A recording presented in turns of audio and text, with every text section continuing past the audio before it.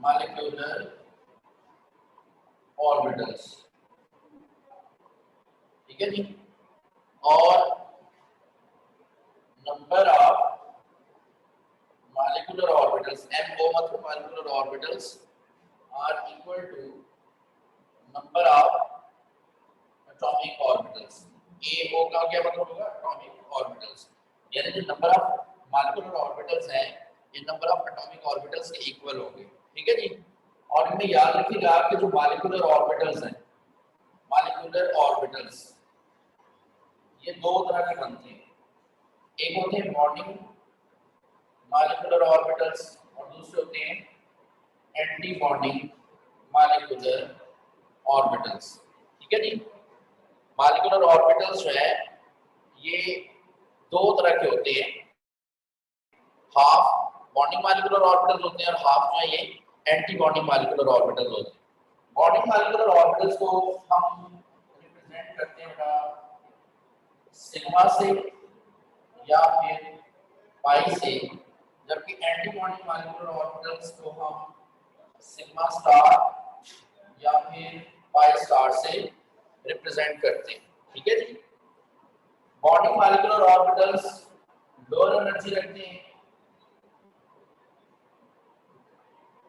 जबकि anti bonding molecular orbitals जो है ये हाई एनर्जी रखते हैं, ठीक है जी। समझ आ गई? जब हम इलेक्ट्रॉन्स की डिस्ट्रीब्यूशन करते हैं तो ज़ाहिर इलेक्ट्रॉन्स पहले उसमें आएंगे जिसकी एनर्जी लो है, यानी बॉन्डिंग मॉलिक्यूलर ऑर्बिटल में आएंगे, और बाद में एंटी बॉन्डिंग मॉलिक्यूलर ऑर्बिटल में जाएंगे, ठीक है जी। अब बेटा यहाँ पे हम एक टर्म पढ़ते हैं जिसे हम कहते हैं बॉन्ड ऑर्डर। बॉन्ड ऑर्डर क्या है? Number of electrons in bonding molecular orbitals minus number of electrons in anti-bonding molecular orbitals divided by 2, ठीक है जी। इसको हम कहते हैं बॉन्ड ऑर्डर, ठीक है। जैसे हम यहाँ पे एक एग्जांपल लेंगे जी, सपोज कीजिए हाइड्रोजन की हम एग्जांपल लेते हैं, ठीक है, और फॉर्मेशन ऑफ हाइड्रोजन मॉलिक्यूल हम डिस्कस करते हैं। फॉर्मेशन ऑफ हाइड्रोजन मॉलिक्यूल जैसे ये लिखेगा H2 मॉलिक्यूल, इसको हम डिस्कस करेंगे। तो H2 मॉलिक्यूल में हाइड्रोजन की इलेक्ट्रॉनिक कॉन्फ़िगरेशन क्या है? 1s1, यानी ये इंक्रीजिंग ऑर्डर ऑफ एनर्जी है, और यहाँ पे पहले हाइड्रोजन का 1s है जिसमें एक इलेक्ट्रॉन है, ये दूसरे हाइड्रोजन का 1s है इसमें भी एक इलेक्ट्रॉन है, ठीक है। अब एटॉमिक ऑर्बिटल्स कितने? 2, तो मॉलिक्यूलर ऑर्बिटल्स भी कितने बनेंगे? 2 बनेंगे, ठीक है। उनमें से हाफ वो होंगे, एक वो होगा जिसकी एनर्जी लो है और हाफ वो जिसकी एनर्जी हाई है, ठीक है बेटा। अब लोअर एनर्जी वाला क्या करेगा? सिग्मा 1s, इसको यानी s ऑर्बिटल हमने पढ़ा है कि हमेशा सिग्मा बॉन्ड बनाता है, तो ये बनेगा बेटा सिग्मा 1s, और ये हायर एनर्जी वाला क्या बेटा? सिग्मा स्टार 1s, ठीक है, 1s सिग्मा स्टार। तो पहले इलेक्ट्रॉन जो लोअर एनर्जी में आएंगे, यानी कि ये इलेक्ट्रॉन इधर आ गया और ये इलेक्ट्रॉन इधर आ गया, इसका मतलब ये दोनों इलेक्ट्रॉन न्यूट्रलाइज हो गए, तो एंटी बॉन्डिंग मॉलिक्यूलर ऑर्बिटल्स क्या रहेंगे? एंटी। ये है बॉन्डिंग मॉलिक्यूलर ऑर्बिटल, ये बेटा एंटी बॉन्डिंग मॉलिक्यूलर ऑर्बिटल, ठीक है जी। अब अगर हम इसका बॉन्ड ऑर्डर मेजर करते हैं, बॉन्ड ऑर्डर क्या है? Number of electron in bonding molecular orbitals 2 है, minus number of electron in anti bonding molecular orbitals 0 है, डिवाइडेड बाय 2, आंसर इज 1, यानी हाइड्रोजन और हाइड्रोजन के दरमियान सिंगल कोवेलेंट बॉन्ड बनेगा, ठीक है जी। और इस तरह से इसका बॉन्ड ऑर्डर है 1, ठीक है बेटा, क्लियर है। तो यहाँ पे ये पॉइंट याद रखिएगा कि अगर anti bonding molecular orbitals empty है या कंप्लीटली फिल है, तो फिर मॉलिक्यूल जो ये डायमैग्नेटिक इंटरेक्टर होता है। जैसा कि हाइड्रोजन जो है ये डायमैग्नेटिक इंटरेक्टर है क्योंकि इसका एंटी बॉन्डिंग मॉलिक्यूलर ऑर्बिटल्स क्या है, कंप्लीटली एम्प्टी है, मुकम्मल तौर पे ये एम्प्टी है, ठीक है। लेकिन अगर ये पार्शियली फिल हो, यानी एक इलेक्ट्रॉन अगर इसमें मौजूद है, तो फिर इसे हम कहेंगे पैरामैग्नेटिक इंटरेक्टर। अब डायमैग्नेटिक क्या है कि जो मैग्नेटिक फील्ड की तरफ यानी मैग्नेटिक फील्ड में वीकली रिपेल होता है, ठीक है, इसको डायमैग्नेटिक कहते हैं। और अगर इसकी पार्शियली फिल होता है एंटी बॉन्डिंग मॉलिक्यूलर ऑर्बिटल, तो फिर ये पैरामैग्नेटिक होता है। और पैरामैग्नेटिक क्या होते हैं, जो मैग्नेटिक फील्ड में पार्शियली क्या होते हैं, वो वीकली अट्रैक्ट होते हैं, ठीक है बेटा, समझ आ गई। तो ये डायमैग्नेटिक एंड पैरामैग्नेटिक रिएक्शंस जो है ना मॉलिक्यूल्स का, वो भी हम मॉलिक्यूलर ऑर्बिटल थ्योरी से इसका अंदाजा लगा सकते हैं। अब यहाँ हम कुछ मजीद एग्जांपल लेते हैं।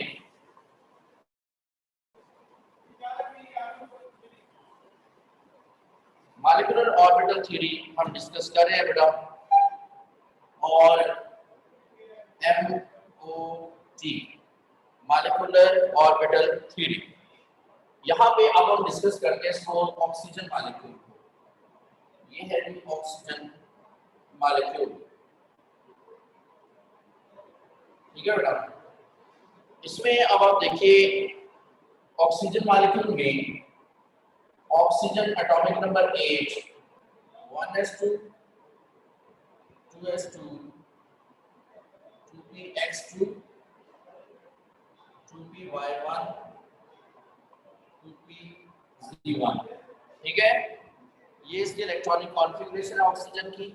अब हम ऑक्सीजन में हमने ये पढ़ा कि इस थ्योरी के मुताबिक तमाम एटॉमिक ऑर्बिटल्स बॉन्ड फॉर्मेशन में इन्वॉल्व होते हैं और इनमें ये वेव लाइक एक्ट करते हैं, यानी वेव्स की तरह एक्ट करते हैं। तो वेव्स में इंटरफेरेंस होता है, इनमें भी इंटरफेरेंस होगा, ठीक है जी, समझ आ गई।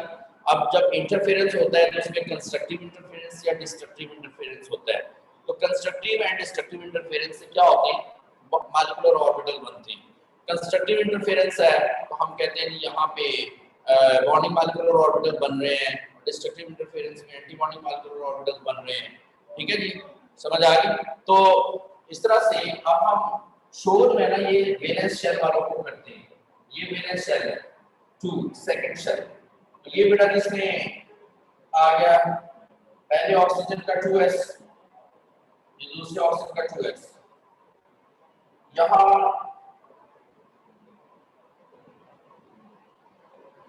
ठीक है जी 2s सिग्मा, और ये 2s सिग्मा स्टार। इधर 2s में 2 इलेक्ट्रॉन है, इधर भी 2 इलेक्ट्रॉन है, ये दोनों ऑक्सीजन में। तो ये एक एक इलेक्ट्रॉन इधर से आ गया, यहाँ से एक एक इलेक्ट्रॉन कंप्लीटली फिल हो गया, ठीक है बेटा। यानी हम ये कह सकते हैं कि सबसे कम एनर्जी जो होगी इससे नीचे होगा कौन सा, सिग्मा 1s, ठीक है, इसकी एनर्जी सबसे कम होगी।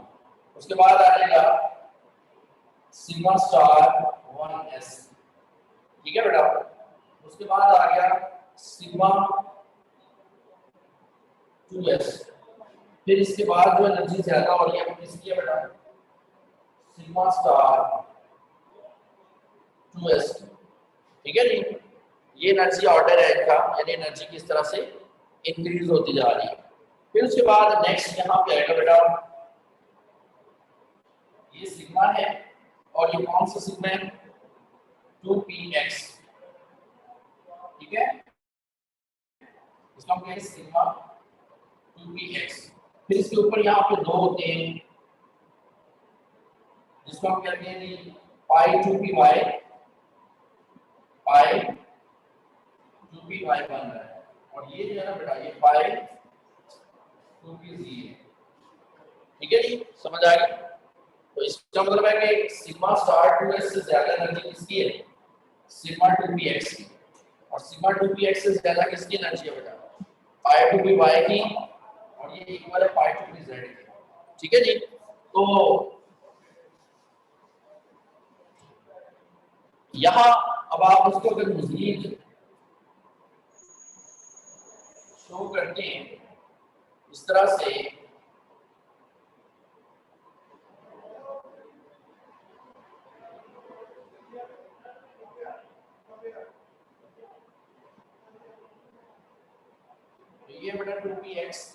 2py 2pz 2px 2py और 2pz।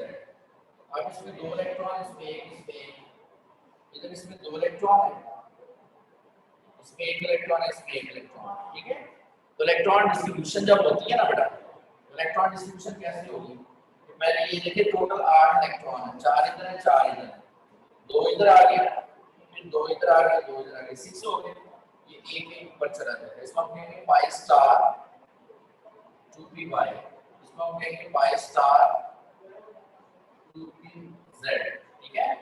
जबकि ये क्या बेटा सिग्मा स्टार 2px, ठीक हो गया। अब इसका मतलब ये है कि जब ऑक्सीजन ऑक्साइड में कन्वर्ट होती है, ठीक है, O-1, पहले तो इस चीज को समझिए आप कि ये जो मॉलिक्यूल है ऑक्सीजन का, ये असल में क्या है? पैरामैग्नेटिक इन कैरेक्टर, ठीक है। पैरामैग्नेटिक से क्यों कहेंगे बेटा? क्योंकि इसके जो एंटी बॉन्डिंग मॉलिक्यूल और ऑर्बिटल है ये हाफ फिल है, तो ये पैरामैग्नेटिक हो गया, ठीक है। इट इज कॉल्ड पैरामैग्नेटिक, ठीक है। इसका मतलब ये हुआ कि O2 मॉलिक्यूल क्या है? पैरामैग्नेटिक, ठीक है जी। अब बताइए शाबाश, अगर हम कहते हैं कि O2 -1 है तो मतलब इसने एक इलेक्ट्रॉन गेन किया। जब एक इलेक्ट्रॉन गेन करेगा तो इन दोनों में से किसी एक में इलेक्ट्रॉन आएगा, ठीक है। तो अभी भी जब इलेक्ट्रॉन अगर इधर आ गया तो ये फिर भी हाफ फिल है, तो भी ये क्या रहेगा? पैरामैग्नेटिक, ठीक है जी। अब अगर O2 +1 है, इसका मतलब इसने एक इलेक्ट्रॉन लूज किया, एक इलेक्ट्रॉन जब लूज होगा, ठीक है, तो भी एक ऐसा बच जाएगा जो हाफ फिल है, फिर भी हम इसे कहेंगे कि ये क्या है? पैरामैग्नेटिक इन नेचर, ठीक है बेटा। लेकिन अगर O2 2 नेगेटिव है तो इसका मतलब इसने दो इलेक्ट्रॉन गेन किए, एक इलेक्ट्रॉन इधर आ जाएगा, एक इलेक्ट्रॉन इधर, तो ये पेयर अप हो जाएगा। जब ये पेयर अप हो गया तो अब हम इसे क्या कहेंगे बेटा? डायमैग्नेटिक, ठीक है जी, समझ आ गया क्या बन गया? डायमैग्नेटिक। अब इसमें ये चीज याद रखिएगा कि इलेक्ट्रॉन्स की तादाद, नंबर ऑफ इलेक्ट्रॉन्स, ये नंबर ऑफ इलेक्ट्रॉन जो है ये आपके पास हो जाए 16, 17, तो फिर पैरामैग्नेटिक होगा। पैरामैग्नेटिक नेचर होगी। नंबर ऑफ इलेक्ट्रॉन अगर आपके पास है 15, 16, 17, तो हम इसे कहेंगे पैरामैग्नेटिक इन नेचर, ठीक है, यानी पैरामैग्नेटिक। अब अगर नंबर ऑफ इलेक्ट्रॉन 14 है, ठीक है बेटा, तो फिर ये होगा डायमैग्नेटिक। जैसे देखिए ना नाइट्रोजन मोनोऑक्साइड हमें कहा है कि नाइट्रोजन मोनोऑक्साइड है, इसकी नेचर क्या होगी? पैरामैग्नेटिक या डायमैग्नेटिक? तो बता सकते हैं आप? शाबाश बताइए। नाइट्रोजन का एटॉमिक नंबर है बेटा 7, इसमें 7 इलेक्ट्रॉन होंगे। ऑक्सीजन का एटॉमिक नंबर है 8, तो 7 + 8 कितने इलेक्ट्रॉन बन रहे हैं इसमें? 15 इलेक्ट्रॉन्स। तो 15 इलेक्ट्रॉन है तो ये क्या है? पैरामैग्नेटिक इन नेचर, समझ आ गई? तो इस तरह से बेटा जी आपने बताना है। जैसे कार्बन मोनोऑक्साइड है, तो कार्बन मोनोऑक्साइड क्या बेटा? कार्बन में 6 इलेक्ट्रॉन होते हैं, सॉरी हाँ 6 इलेक्ट्रॉन होते हैं, ठीक है जी, समझ आ गया कार्बन में। और जो ऑक्सीजन है उसमें 8 इलेक्ट्रॉन होते हैं, तो 6 + 8 14, तो कार्बन मोनोऑक्साइड जो है वो डायमैग्नेटिक नेचर होगा, ठीक है।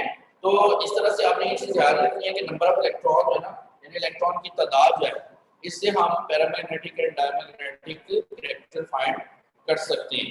अब आपसे क्वेश्चन इस तरह से भी पूछे जा सकते हैं कि when oxygen is converted into O2 1 negative या O2 +1, जब हम ऑक्सीजन को O2 +1 में कन्वर्ट करते हैं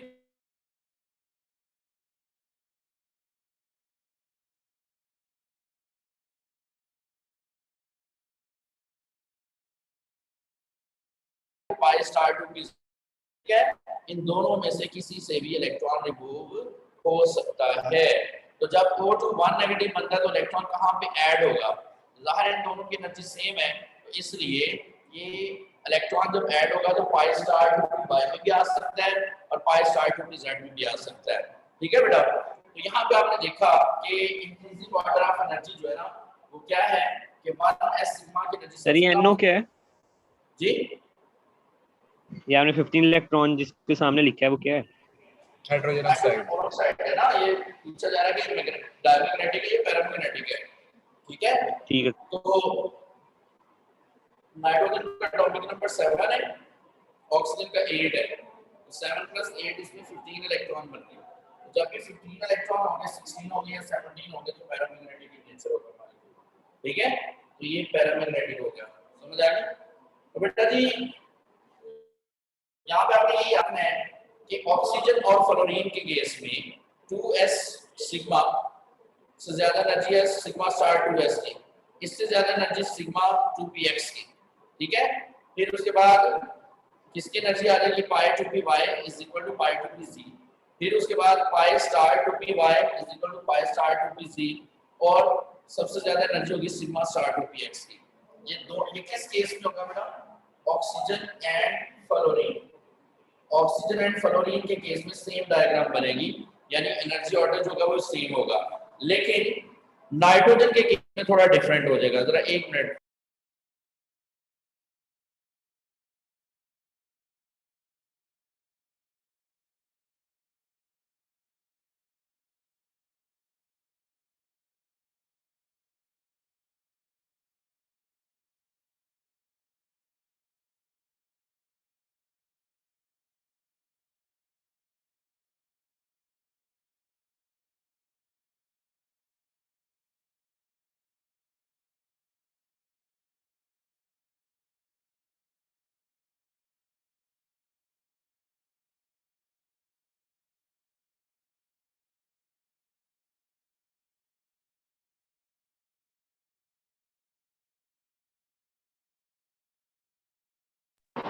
जी बेटा अब आप जरा अपने बुक में देखें, बुक में डायग्राम बनी हुई है कि जो नाइट्रोजन बोरोन और इसके अलावा नाइट्रोजन बोरोन और कार्बन है उसमें ये सिग्मा 2px ऊपर है और पाई 2py और पाई 2pz नीचे, ठीक है।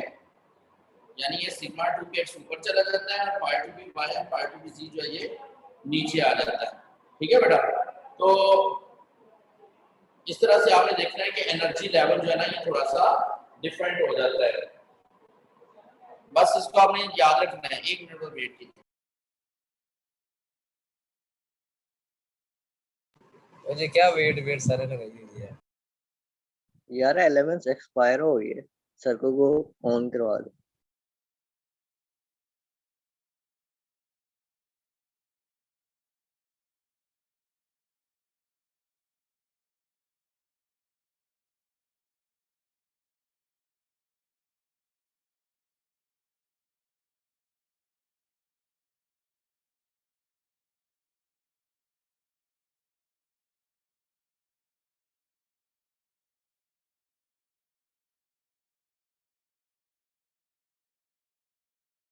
स्क्रीन ही बंद होगी।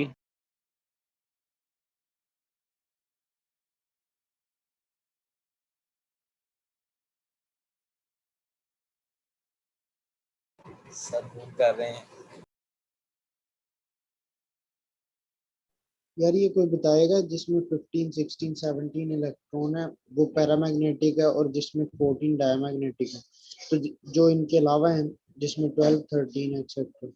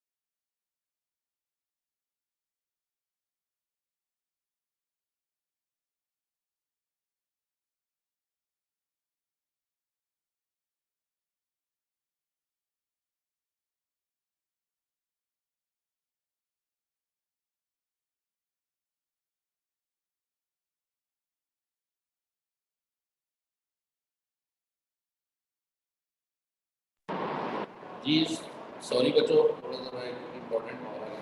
अच्छा बच्चे, ये मैं आपको बता रहा था कि क्वेश्चन इसमें से कैसे पूछे जाएंगे कि आपने ये नंबर ऑफ इलेक्ट्रॉन्स याद रखने हैं, बस ये पैरामैग्नेटिक एंड डायमैग्नेटिक इलेक्ट्रॉन पूछा जा सकता है, इनमें से कौन सा है। ये पूछा जा सकता है कि जब हम उसको आयन में कन्वर्ट करें तो इलेक्ट्रॉन कौन से ऑर्बिटल से रिमूव होगा। ठीक है, समझ आ गई। तो इस तरह से आपने बस ये देखना है कि एनर्जी ऑर्डर भी आपने देखना है कि यहाँ पे सिग्मा स्टार 2s से ज्यादा एनर्जी है सिग्मा 2px की। ठीक है, जबकि नाइट्रोजन, बोरॉन और कार्बन के केस में ये सिग्मा 2px ऊपर होगा और पाई 2py और पाई 2pz जो है ये नीचे होंगे। ठीक है, समझ आएगा। ये एनर्जी ऑर्डर थोड़ा सा डिफरेंट है, तो यही चीजें बस आपने इसमें याद रखनी है। और ये हमें पैरामैग्नेटिक एंड डायमैग्नेटिक इलेक्ट्रॉन के बारे में भी बताता है। ठीक है जी, क्लियर है। तो नेक्स्ट हम डिस्कस करेंगे इसमें सर ये सर जिसके अंदर नंबर ऑफ इलेक्ट्रॉन्स 12 13 वगैरह वो कौन सा होगा?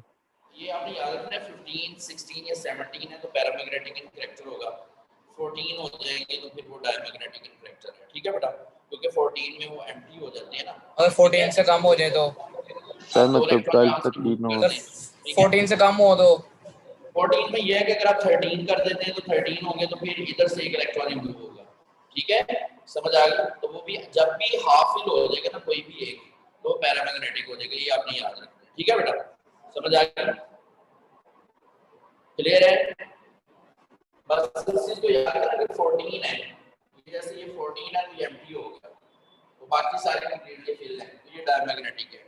ठीक है, 15 हो गया तो इसका मतलब इसमें एक इलेक्ट्रॉन आ गया, पैरामैग्नेटिक हो गया। 16 हो गया तो एक इलेक्ट्रॉन आ गया, पैरामैग्नेटिक हो गया। 17 हो गया, एक इलेक्ट्रॉन इधर आएगा, ये फिर भी आपकी ना पैरामैग्नेटिक ही रहेगा। 18 होगा तो फिर ये क्या होगा बेटा, कंप्लीटली फिल हो गए, अब फिर ये डायमैग्नेटिक बन गया। ठीक है जी, समझ आ गई। 19 हो गए तो फिर ये हाफ फिल हो गया तो फिर पैरामैग्नेटिक हो गया। ठीक है जी, समझ आ गई। इस तरह से आप अंदाजा लगा सकते हैं इसमें कौन सा पैरामैग्नेटिक कौन सा डायमैग्नेटिक है। लेकिन 14 से याद रखें कि 14 है तो फिर ये सारे एम्प्टी है तो ये डायमैग्नेटिक हो जाएगा, 14 होगा। ठीक है, 15 हो गया, 16 हो गया, 17 हो गया तो पैरामैग्नेटिक इन नेचर। ठीक है जी, आमतौर पर इसी में से पूछा जा सकता है। तो नेक्स्ट अब हम डिस्कस करते हैं बॉन्ड एनर्जी। बॉन्ड एनर्जी और इसके अलावा bond polarity dipole moment.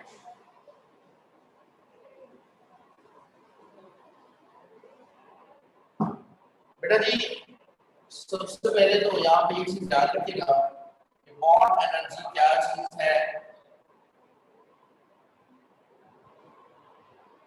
Bond energy और बॉन्ड स्ट्रेंथ एक दूसरे के डायरेक्टली प्रोपोर्शनल है। ई का मतलब होगा bond energy directly proportional to bond strength. ठीक है, जितनी बॉन्ड एनर्जी ज्यादा होगी उतनी बॉन्ड स्ट्रेंथ क्या होगी, ज्यादा। ठीक है जी, and bond energy is inversely proportional to bond length. Sir बच्चे कह रहे हैं ग्रुप में आपकी आवाज इस तरह आ रही है जिस तरह आप रेगिस्तान में पढ़ा रहे हैं। जैसे मैं रेगिस्तान में पढ़ा रहा हूं। Yes sir.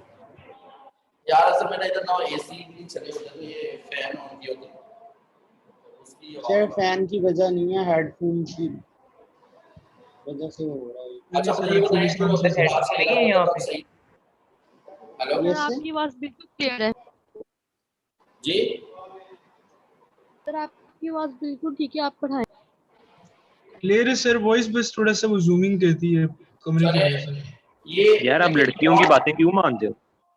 चले बेटा पढ़ यू ले बेटर थोड़ा। Mind your own business man. Bond energy और बॉन्ड स्ट्रेंथ एक दूसरे के डायरेक्टली भाई प्रोपोर्शनल बनो है। भाई, शाबाश। बॉन्ड एनर्जी और बॉन्ड लेंथ एक दूसरे के इनवर्सली प्रोपोर्शनल है। इसी तरह से ये भी याद रखिएगा कि bond energy is inversely proportional to atomic size. Atomic size के इनवर्सली प्रोपोर्शनल है। ठीक है बेटा, समझ आ गई। जैसे हमें ये पूछा जाए, क्वेश्चन है कि which of following has highest bond energy.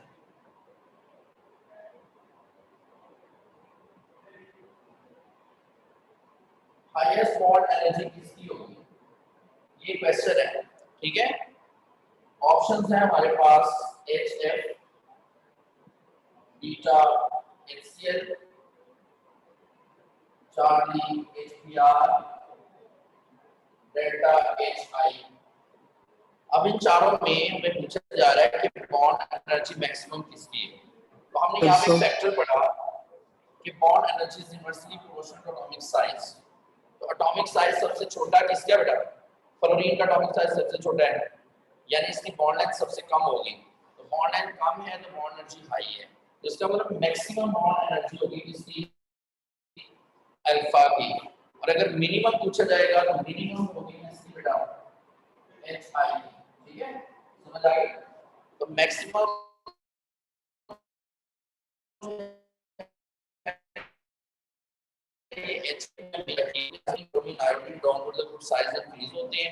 ठीक है। तो इस तरह से आयोडीन का साइज बड़ा होने की वजह से हम कह सकते हैं कि आयोडीन की बॉन्ड एनर्जी जो है ये क्या है, मिनिमम है। इसी तरह से क्वेश्चन, इसमें ऑप्शन है हमारे पास F2, Cl2, Dr2 और I2।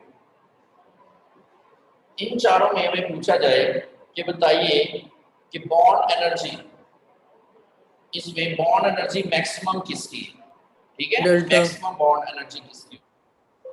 अब देखिए मैक्सिमम बॉन्ड एनर्जी डेल्टा की कैसे हो गई, दोबारा सोचें। मैक्सिमम पूछ रहा हूँ, इसका साइज सबसे बड़ा है ना, फ्लोराइड, बेटा फ्लोरीन सर, सबसे कम फ्लोरीन। होनी चाहिए जी। सर लंदन डिप्रेशन फोर्सेस को सबसे ज्यादा होंगी ना, एडीएफ फोर्सेस आयोडीन में, एडीएफ फोर्सेस। नहीं उस फोर्सेस को आप बॉन्ड एनर्जी और चीज है बेटा। बॉन्ड एनर्जी तो ये है ना कि जब दो एटम्स के नाम ही नहीं दे सर, इस बॉन्ड को ब्रेक करने के लिए जो एनर्जी लगती है उसको हम कहते हैं बॉन्ड एनर्जी, ठीक है। तो ये तो इंट्रामॉलिक्यूलर फोर्स है ना, आप इंट्रामॉलिक्यूलर सर क्लोरीन तो की होगी यहाँ पे, हाँ जी, अब मैक्सिमम होनी चाहिए फ्लोरीन की, लेकिन फ्लोरीन की मैक्सिमम नहीं है। ये इसमें एक एक्सेप्शनल केस है जो मैं आपको समझाने लगा। रीजन क्या है,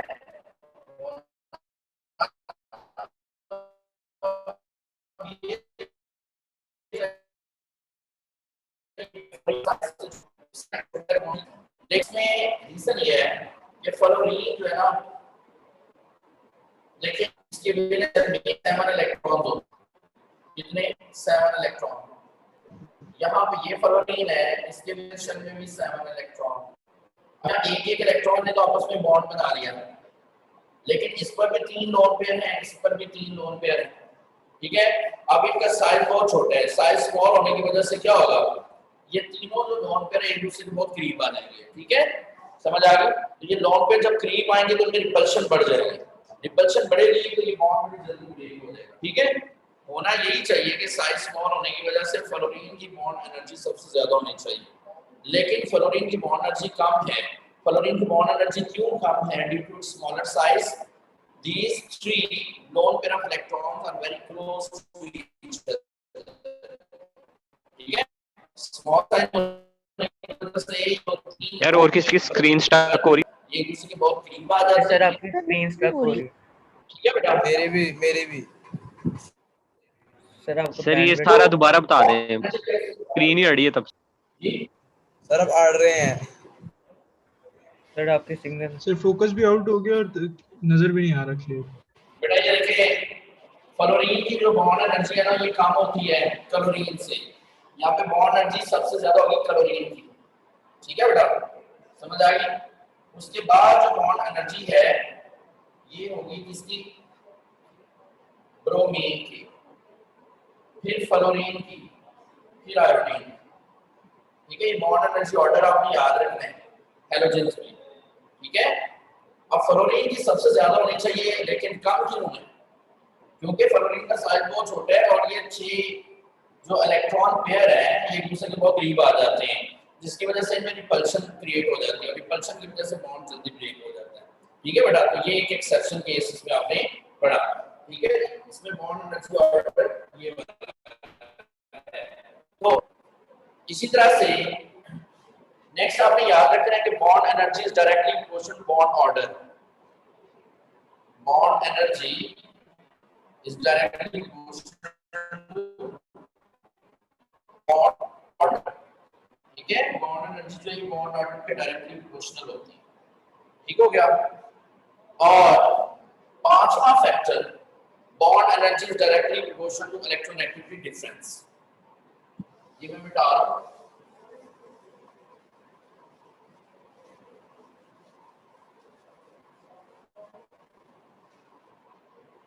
अब बेटा ये देखिएगा, क्वेश्चन है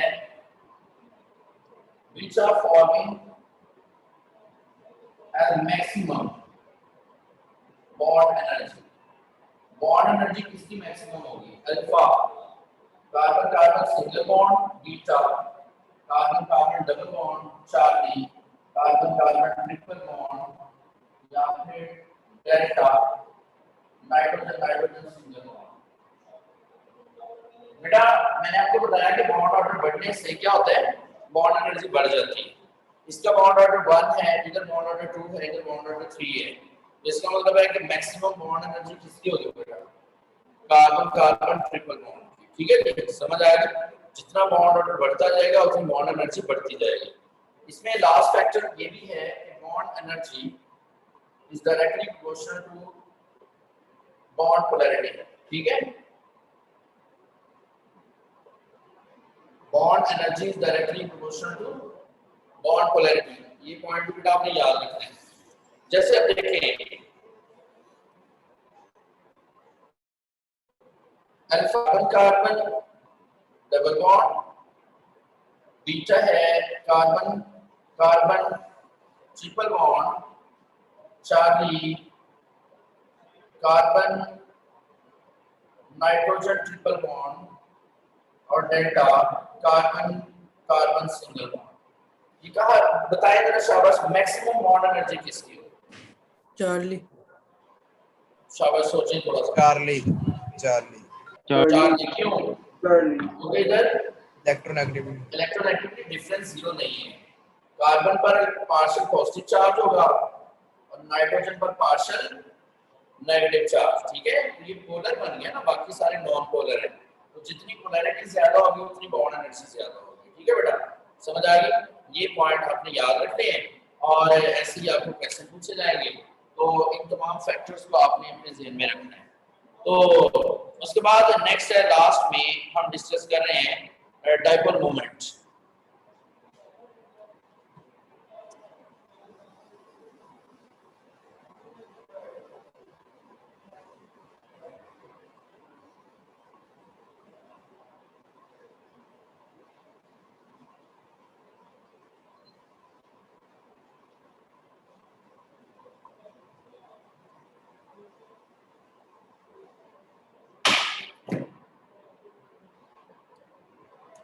नेक्स्ट है बेटा डाइपोल मोमेंट। डाइपोल मोमेंट को हम म्यू से रिप्रेजेंट करते हैं and it is equal to Q into are.